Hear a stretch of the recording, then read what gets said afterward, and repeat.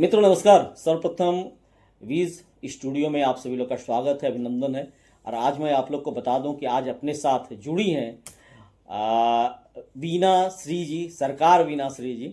और जैसा कि इनका नाम है सरकार वीना श्री, वाकई में वीना जी हैं, वाकई में सरकार भी हैं। इसलिए मैं बोल पा रहा हूं कि ये सिर्फ रांची नहीं, झारखंड नहीं, बल्कि पूरे एक इंडिया की शख्सियत है।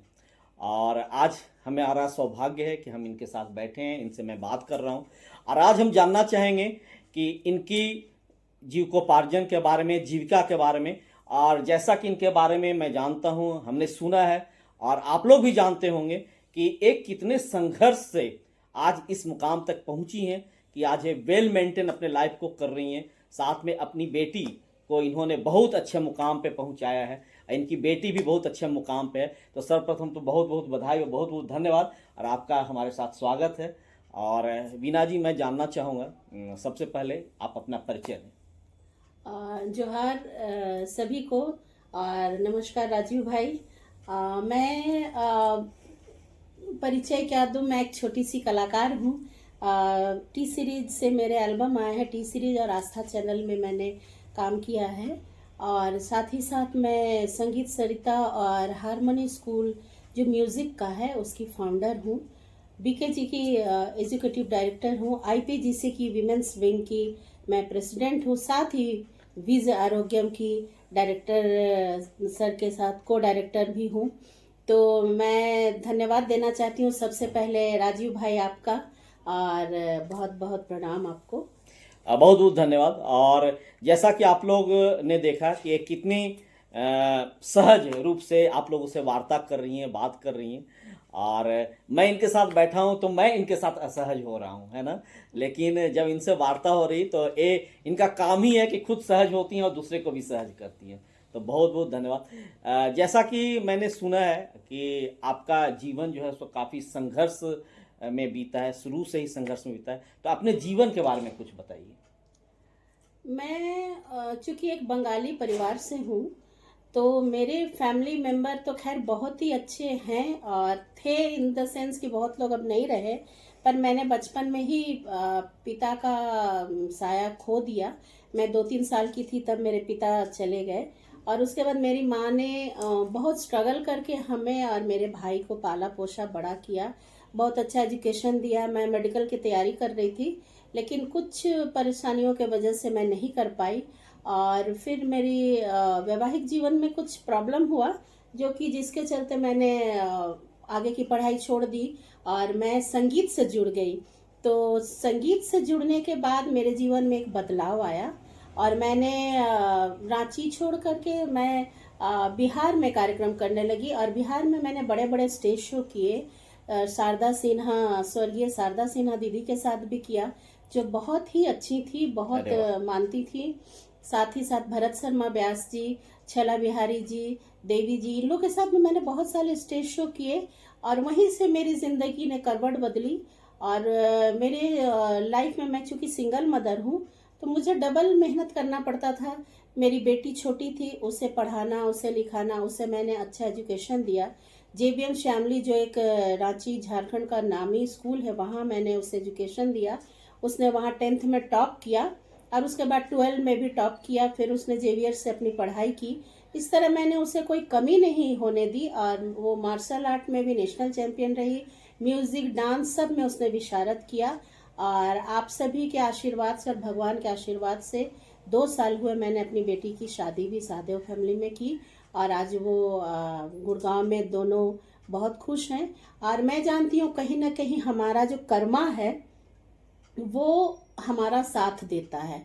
तो मैं अपने ज़िंदगी में कभी भी गलत नहीं करना चाहती हूँ। अगर गलती से हो भी जाए तो मैं अपने कर्मा को सुधारना चाहती हूँ, क्योंकि जो कर्म मैं करूँगी वही कर्म हमें वापस मिलेगा। तो मैं अकेले होते हुए जब मेरी बेटी की शादी थी तो मैं बहुत डरी हुई थी कि कैसे करूँगी, एक अच्छे परिवार में, शादी फैमिली में हो रहा है। तो लेकिन उस समय लगा, मेरे परिवार वाले हमेशा मेरा साथ देते हैं, लेकिन उसके बावजूद मुझे लगा कि पूरा झारखंड, इवन आप भी उठ करके आ गया है, जैसे लग रहा है कि उनकी बेटी है और इतना अच्छा शादी हुआ। तो मैं यही सोचती हूँ कि समाज में कुछ करिए, समाज के लोगों के लिए करिए, क्योंकि वो रिटर्न जरूर आता है और उसमें भगवान भी उसका साथ देते हैं। मैं अभी जैसे ब्लड को लेकर के बहुत अवेयर हूँ। अभी अभी मैंने 3 लोगों को एक दिन में ब्लड अरेंज कराया। मैं खुद नहीं देती हूँ, लेकिन हमारा एक ग्रुप है, और मैं आपके माध्यम से मैं कहना चाहूँगी समाज में रहते हुए लोगों को कि जो स्वस्थ हैं जरूर ब्लड दें, उससे और वो सब स्वस्थ होंगे। जरूर 18 साल होने के बाद बोले, उससे किसी की ज़िंदगी बच सकती है और उसकी दुआ मिलती है। तो मैं सभी से रिक्वेस्ट करती हूँ, इवन की जो दूसरे दूसरे प्लेटफॉर्म से हैं वो भी समाज सेवा करे। जब भी अभी हमने बच्चियों की शादी करी जिसमें आपका भी सहयोग रहता है, वो हमारे एक टेलर हैं जो कि बहुत गरीब है, उन्होंने उनकी बच्ची की शादी में हमारे सभी लोगों ने हेल्प किया। विशेषकर मैं धन्यवाद देना चाहूँगी हमारी बड़ी बहन सुचंदा सरकार का, जो जीएम है सीसीएल में, उन्होंने भी हमें हेल्प किया। और मेरी अभी मैं ये कहूँगी कि मैं फैमिली में मेरे माँ पापा नहीं रहे, भाई भी नहीं है, लेकिन आप लोग जैसा परिवार है, बीज आरोग्यम है, मेरी संगीत सरिता है, हारमोनी स्कूल है, बीकेजी है, आईपीजीसी है, और साथ ही साथ मेरी बड़ी माँ डॉक्टर हंसी सरकार हैं, जो मुझे माँ बाप दोनों का प्यार देती हैं और वो मुझे हमेशा अप्रिसिएट करती हैं। मुझे अगर कुछ मिलता है तो वो मुझे अपने घर में पार्टी देती हैं। वो बहुत ही ओल्ड हैं और उन्होंने बहुत सारी शिक्षा ग्रहण की है। वो डॉक्टरेट किया है उन्होंने संगीत में भी, और निर्मला कॉलेज में प्रोफेसर रह चुकी हैं। अभी हमारे गार्जियन स्वरूप वही हैं। तो उन कहीं ना कहीं उन लोगों का आशीर्वाद हम लोग को मिलता है कि जो हम अच्छा कार्य करते हैं उसको करने में। बहुत बहुत अच्छा, बहुत शानदार। जैसा कि आप लोग देख पा रहे हो, सुन पा रहे हो इनकी जवानी, कि जहाँ पे आज के समय में 100 में से 90% महिलाएं कंफर्ट जीवन जीना चाहती हैं, अपने हस्बैंड के भरोसे, अपने परिवार के भरोसे। उन्हें दुनिया से कोई मतलब नहीं होता है। हस्बैंड कमा रहा है, हस्बैंड अर्निंग कर रहा है और वो मतलब कि ये कर रही है, उनको बाहरी दुनिया से मतलब नहीं होता है। लेकिन इनकी जवानी आप लोगों ने सुना कि जैसे संघर्ष से मतलब करके इतना बड़ा मुकाम हासिल करना। तो आज के समय में सच कहा गया है कि महिला और पुरुष अलग अलग नहीं है। महिला भी पुरुष के बराबर टक्कर दे रही हैं। अब टक्कर नहीं दे रही हैं, अब तो महिलाएं पुरुष से आगे निकल रही हैं, आगे निकल रही हैं, हर कुछ में आगे निकल रही हैं। तो ये हम सभी महिलाओं के लिए, पूरे समाज के लिए प्रेरणा स्रोत हैं और हम सभी को इनसे प्रेरणा लेना चाहिए कि कैसे हम पूरे परिवार को डेवलप एक बार करें। आपको बोलना चाहूँगी राजीव भाई कि एक्चुअली कुछ लोगों ने मुझे कहा कि बेटा नहीं है, आपको सिर्फ बेटी है। लोगों ने मैंने थोड़ा हेय दृष्टि से देखा, यह इसको तो बेटी है। लेकिन मैं गर्व करती हूँ अपनी बेटी पे कि आज मुझे एक छींक भी आती है तो वो गुड़गांव से मेरा व्यवस्था करती है कि मम्मी ने छींका क्यों, क्या प्रॉब्लम है। आज मैं प्राउड करती हूँ कि मेरी बेटी मेरे बेटा से कोई कम नहीं है। तो ये आप भेदभाव भुला दे, बेटी बेटा में कोई अंतर नहीं है। आज मैं अपने दामाद को ही बेटा मानूंगी तो वो बिल्कुल मेरा बेटा जैसा होगा। बिल्कुल सही है। और आपकी बेटी बेटा है, इसलिए बेटा है कि आपका दिया हुआ संस्कार है, आपका दिया हुआ उसका शिक्षा है, आपने जो उसको जड़ दिया है, आज वही आपका काम आ रहा है कि बेटी बेटा बन गई है ना। तो चलिए, बहुत अच्छा, शानदार। आप संगीत से जुड़ी हुई हैं तो हम चाहेंगे कि आप सभी लोग को 2 लाइन गुनगुनाए। संगीत से जुड़ी हैं और संगीत का कुछ बात ना हो तो मज़ा नहीं आने वाला है। तो मैं चाहूँगा कि आप 2 लाइन संगीत को भी सुनाएं लोगों को। जी ज़रूर।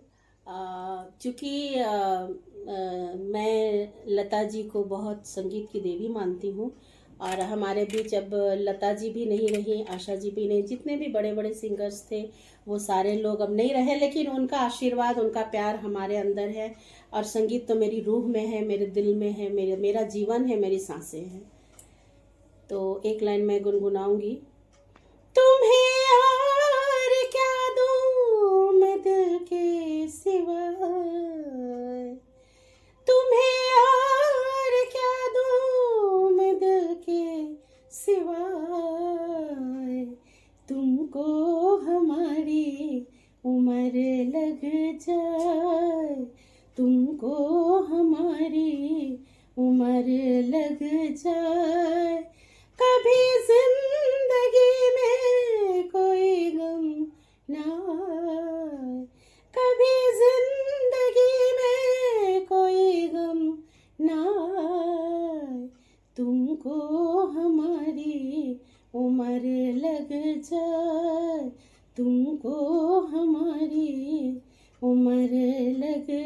जा। बहुत सुंदर, शानदार। जैसा आप लोगों ने सुना, आपको बहुत अच्छा लगा होगा निश्चित रूप से। जब मुझे अच्छा लग रहा है तो आप सभी लोग को अच्छा लगा होगा।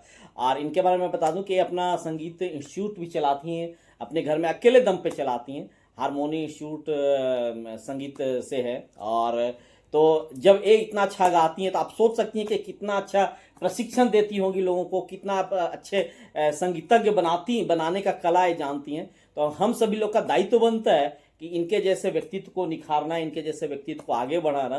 तो आप सभी लोग से आह्वान होगा कि अगर आपके बच्चे हैं या बड़े हैं, आप भी अगर सीखना चाहते हो तो एक बार जरूर यहाँ पे आइए, हारमोनी इंस्टीट्यूशन में आइए और इनसे जो है सो कुछ सीखिए, अपने बच्चों को सिखाइए। और उसके बाद आप भी देखेंगे कि हमारे भी बच्चे संगीत की दुनिया में एक महारत हासिल करेंगे, है ना। तो आप लोग आइए, नामांकन कराइए, रजिस्ट्रेशन कराइए, इनसे जुड़िए। और ये सबसे बड़ी बात एक चीज और मैं बता दे रहा हूँ कि ये पुअर्स, एक तरफ जहाँ पे पुअर्स लोग हैं उनके बच्चे कोई बहुत सहयोग करती हैं, बहुत सपोर्ट करती हैं, फ्री में भी सिखाती हैं। लेकिन इसका ये मतलब नहीं है कि बच्चे लोग को फ्री में सिखाते हैं तो हम सभी लोग निःशुल्क सीखने के लिए आ जाएं। क्योंकि जहाँ पे दायित्व तो बनता है कि क्योंकि हर व्यक्ति का कहीं ना कहीं कुछ अगर कला जानते हैं तो उससे अर्निंग होना चाहिए। अर्निंग होगा तभी जीवन भी चलेगा, हम अपना जीवन भी जी पाएंगे, दूसरे को भी जीवन दे पाएंगे। तो हर सभी का दायित्व बनता है कि एक दूसरे को आगे बढ़ाना, है ना, एक दूसरे को आगे बढ़ाना। तो एक दूसरे को आगे बढ़ाने का सिर्फ एक ही है कि हम आर्थिक रूप से स्वतंत्र कैसे हों, सामाजिक दायित्व का निर्वहन कैसे करें, हम जिस कला में महारत है उसको हम कैसे पूरी दुनिया में निखारें और अपनी कला को हम लोगों तक कैसे पहुंचाएं। तो ये महारत हासिल है इनमें। आप सभी लोग आइए, अपने बच्चे को लाइए, एडमिशन कराइए और आपके बच्चे भी कला में निपुण हो जाएंगे और साथ में इनके जैसे व्यक्तित्व को निखारने का मौका भी मिलेगा, आपके जैसे बच्चों को निखारने का मौका मिलेगा। अंतिम में मैं इनसे बोलूँगा कि आप महिलाओं को क्या प्रेरणा देना चाहेंगे आज के समय जहाँ पे महिलाएं सोचती हैं कि हम कोई काम नहीं करें, हम कंफर्ट जीवन जिएं, कोई मतलब नहीं रहता है। तो आप उन लोग के लिए क्या बताना चाहेंगे? क्या मैं वैसी महिलाओं को जो कि कंफर्ट लाइफ जीना चाहती हैं, किसी एक दिन निकले, कोई अनाथ आश्रम में, कोई बुजुर्ग ओल्ड एज होम में, या फिर कोई हॉस्पिटल में, या कोई गरीब बच्चों में, या फिर कुछ भी ऐसा एक काम महीने में ज़रूर करें। अगर आप फिजिकली नहीं कर सकते हैं तो फाइनेंशियली करिए। और जो हम लोग जैसे मीडियम क्लास के लोग हैं वो तो करते ही हैं। और महिलाओं को मैं कहना चाहूँगी, उसको बुरा ना माने, अदरवाइज ना ले कि आप जो रील बनाते हो उसे एक सभ्य समाज में हम लोग रहते हैं, क्रिएटर बनो। हमारी संस्कृति है भारतीय संस्कृति, जिससे कि लोग सराहते हैं कि भारत का संस्कार बहुत अच्छा होता है। तो आप जो रील बनाते हैं उसमें भजन का या फिर क्रिएशन डालिए, कुछ काउंसलिंग करके बनाइए, गाना भी बनाइए तो बहुत अच्छा बनाइए। भोजपुरी बहुत अच्छा चीज़ है, मैंने भी भोजपुरी में एल्बम लिखा है, लेकिन फुहड़ गानों पे नहीं बनाइए। यही महिलाओं से मेरी हाथ जोड़ के विनती है। और अपने बच्चों को संगीत की शिक्षा दीजिए, क्योंकि संगीत सिर्फ गाना ही नहीं, एक शक्ति है, एक संस्कार है, एक साधना है। और जैसा कि राजीव भाई ने बताया, हमारे यहाँ रविवार को क्लासेस होते हैं। ये हमारा इंस्टीट्यूट है ऑर्किड हॉस्पिटल के पास। और आप हमारे फ़ोन नंबर पे कांटेक्ट कर सकते हैं। मेरा नंबर है 7480980808। बहुत बहुत धन्यवाद। और आप सभी से आह्वान करना चाहूँगा कि ये जो वीडियो है, ये अपना जो चैनल होगा, इसको आप ज़्यादा से ज़्यादा शेयर करें, लोगों तक पहुँचाएं। और इसलिए पहुँचाने की बात मैं कर रहा हूँ कि आप तो देखते हो, वैसे चीज़ों को आप देखते हो जहाँ पे नृत्य होता है, फुहड़ नृत्य होता है, जिसका कोई मतलब नहीं होता है, कोई क्रिएशन नहीं होता है, उससे किसी को फायदा नहीं होने वाले हैं। लेकिन मैं ये नहीं बोलता कि हम लोग इसको कर सकते हैं। हर व्यक्ति में वो ताकत है, हर व्यक्ति अपने आप में इंडिया है, हर व्यक्ति अपने आप में वर्ल्ड है। तो अगर आप ये सोच के चलोगे तो वैसे हर क्रिएशन वर्क को जन जन तक पहुंचाने का काम करो। तो आपसे भी हमारा आह्वान होगा कि इस वीडियो को जन जन तक पहुंचाइए। आप हमारे यूट्यूब चैनल को जो है अपना विज डायरी, उसको आप लाइक करो, सब्सक्राइब करो, इस वीडियो को शेयर करो, इनके वीडियो को शेयर करो, इनके यूट्यूब चैनल को शेयर करो और एक दूसरे के साथ मिलकर कंधे से कंधे मिलाओ, कदम से कदम मिलाओ और भारत को विकसित राष्ट्र बनाने में अपना सहयोग दो। धन्यवाद। धन्यवाद। Thank you so much.